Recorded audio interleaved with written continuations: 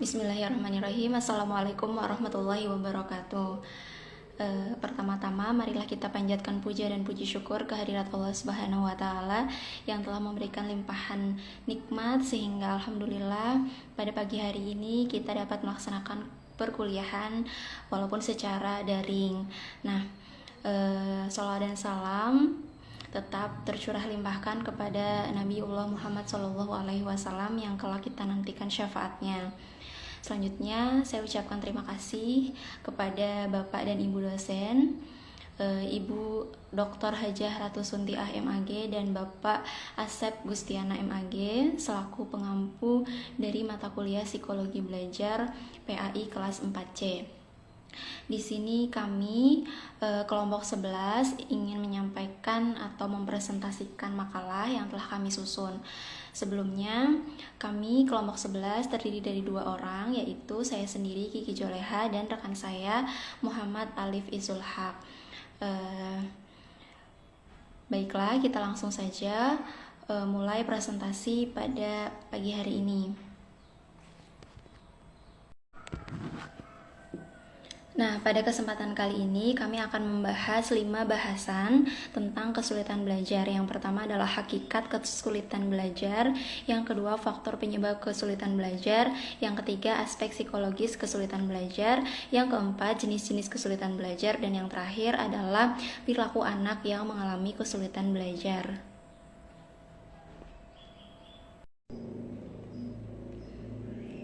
Nah, kita masuk pada pembahasan yang pertama, yaitu tentang hakikat kesulitan belajar.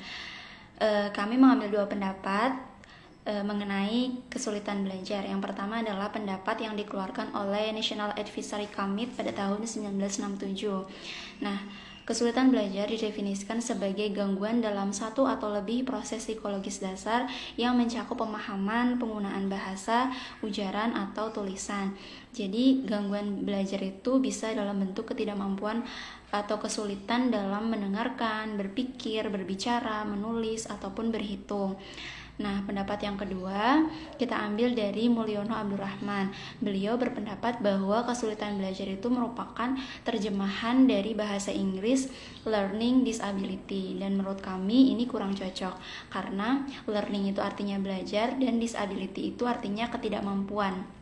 Jadi secara harfiah artinya adalah ketidakmampuan untuk belajar, padahal kesulitan belajar bukanlah ketidakmampuan dalam melakukan kegiatan belajar, melainkan kesulitan belajar adalah permasalahan yang menyebabkan seorang individu, di sini adalah siswa, mengalami kesulitan dalam proses pembelajaran sehingga dia kurang atau tidak dapat mencapai tujuan pembelajaran yang ditentukan, tidak dapat belajar seperti siswa yang lain pada umumnya.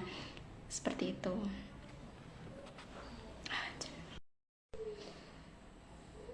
Masuk kepada pembahasan yang kedua, yaitu tentang macam-macam gangguan belajar yang dapat menyebabkan individu atau siswa mengalami kesulitan dalam belajar. Sebenarnya ada banyak sekali gangguan belajar, tetapi di sini kami mengambil pendapat dari Samuel A. Kirk. Beliau berpendapat ada 4 macam gangguan belajar. Yang pertama adalah brain dysfunction atau disfungsi otak, yaitu keadaan di mana fungsi otak itu terganggu. Penyakit ini biasanya bawaan atau keturunan, bisa juga disebabkan oleh cacat lahir ataupun cedera. Terus yang kedua ada neurological disorder atau gangguan neurologis.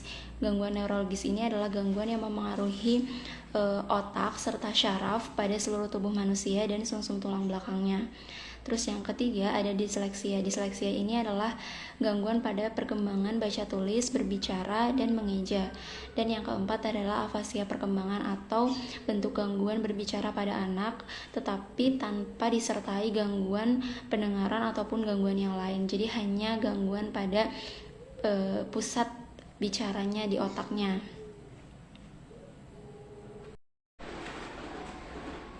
Nah, pembahasan selanjutnya adalah tentang ciri-ciri anak atau siswa yang mengalami kesulitan belajar. Ada 3 ciri. Yang pertama adalah tingkat intelijensinya itu sedang atau setara dengan teman-teman sebayanya, atau juga bisa dia mempunyai tingkat intelijensi lebih rendah daripada kelompok usianya, atau bahkan tingkat intelijensinya lebih tinggi daripada kelompok usia atau teman sebayanya. Ini juga dapat mempengaruhi dia atau memicu kesulitan dalam belajarnya. Terus yang kedua, dia mengalami kesulitan di dalam beberapa mata pelajaran tertentu saja. Misalnya dia bagus dalam menghafal tapi susah dalam menghitung kayak gitu. Terus yang ketiga, dia itu lower achiever. Artinya apa? Seharusnya dia mampu, tetapi dia tidak mampu untuk memenuhi atau mencapai target pembelajaran karena ada faktor lain gitu di luar dari dirinya sendiri.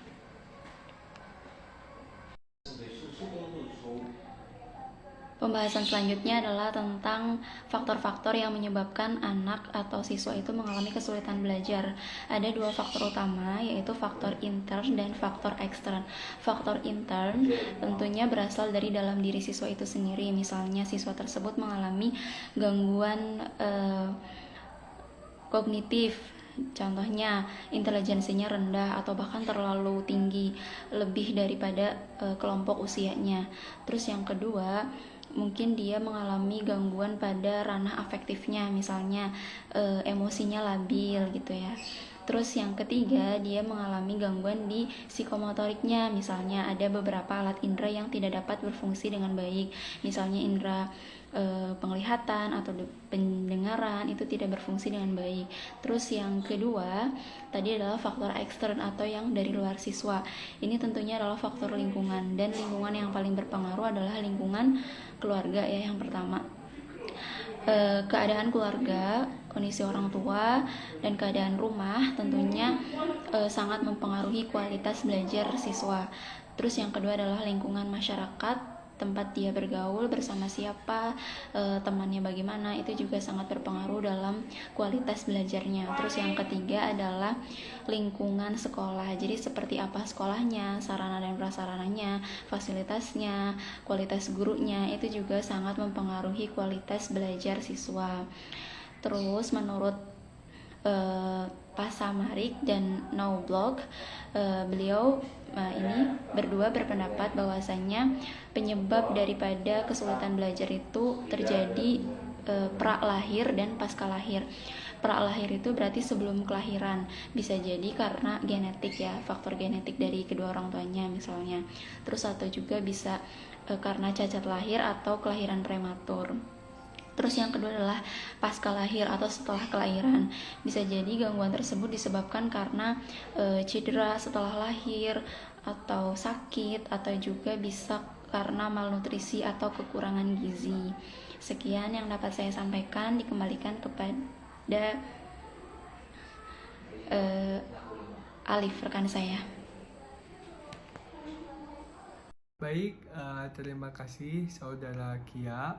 Di sini saya akan melanjutkan pembahasan kita dari kelompok 13 tentang kesulitan belajar. Nah, selanjutnya yaitu tentang aspek psikologis kesulitan belajar.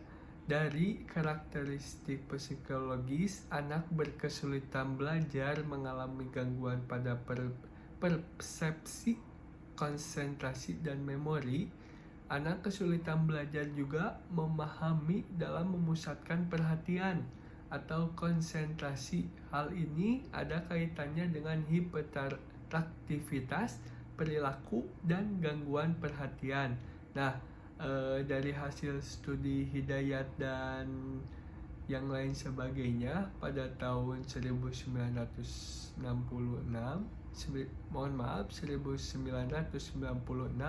menjelaskan bahwasannya ada keterkaitan antara gangguan proses psikologi dasar dengan gangguan motorik dan kesulitan belajar. Baik, selanjutnya yaitu jenis-jenis kesulitan belajar. Nah, jenis-jenisnya itu yang pertama ada disleksia. Nah, apa sih disleksia? Adalah gangguan belajar yang menyebabkan seseorang kesulitan untuk membaca atau menulis. Yang kedua, yaitu dispraksia adalah jenis gangguan belajar yang ditandai dengan gangguan pada kemampuan motorik anak. Yang ketiga, ada disgrafia, yaitu gangguan belajar yang membuat pengidapnya kesulitan menulis. Yang keempat, ada diskalkulia, yaitu kondisi membuat pengidapnya kesulitan untuk berhitung atau memahami konsep matematika. Yang kelima, ada auditory processing disorder, adalah kelainan otak dalam memproses suara yang masuk. Yang keenam, visual processing disorder, yaitu membuat penderita kesulitan dalam menginterpretasi informasi visual. Yang ketujuh, ada gangguan belajar nonverbal, adalah gangguan yang membuat anak itu kesulitan dalam mengerti ekspresi wajah, gerak tubuh, dan intonasi suara. Yang kedelapan, yaitu visual motor deficit, adalah salah satu masalah kesulitan belajar yang membuat seseorang anak mengalami koordinasi tangan dan mata yang buruk. Baik, selanjutnya yaitu ada perilaku anak yang mengalami kesulitan belajar. Nah, yang pertama itu ada ciri gangguan belajar pada anak usia prasekolah atau balita. Apa aja sih? Yang pertama, punya kesulitan pengucapan kata, kesulitan untuk mengikuti instruksi. Ketiga, tidak bisa menemukan kata-kata yang ingin diucapkan. Yang keempat, kesulitan merangkai kata. Yang kelima, kesulitan mengenali huruf, angka, warna, bentuk, atau hari, dan lain sebagainya. Yang kedua, ciri gangguan belajar pada anak usia 5-9 tahun.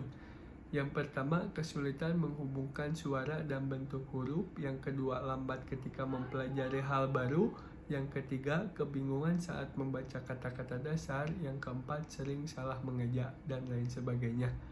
Yang ketiga, ciri gangguan belajar pada anak usia 10-13 tahun. Yang pertama, kesulitan mengerti konteks dari suatu bacaan atau deret matematika. Yang kedua, tulisannya tidak bagus. Yang ketiga, tidak suka membaca dan menulis, menolak jika diminta untuk membaca dan lantang. Yang keempat, kesulitan menjawab pertanyaan terbuka. Yang kelima, kesulitan mengikuti diskusi di kelas. Baik, selanjutnya adapun juga ciri lain perilaku anak yang mengalami kesulitan belajar. Apa aja nih? Yang pertama yaitu nilai pelajaran yang naik turun. Yang kedua, sulit mengatur kegiatan atau barang. Yang kedua, mudah lupa. Yang ketiga, sering kehilangan barang-barang. Yang keempat, sering melamun. Yang kelima, ceroboh dan tidak teliti. Yang ketujuh, tidak termotivasi untuk belajar. Baik, segitu yang dapat kelompok kami sampaikan tentang kesulitan belajar.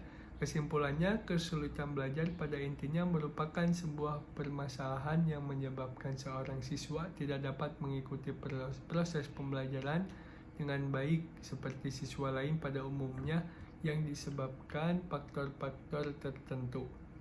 Baik, mohon maaf bila ada salah kata. Semoga yang dapat kami sampaikan dapat bermanfaat bagi kita semua.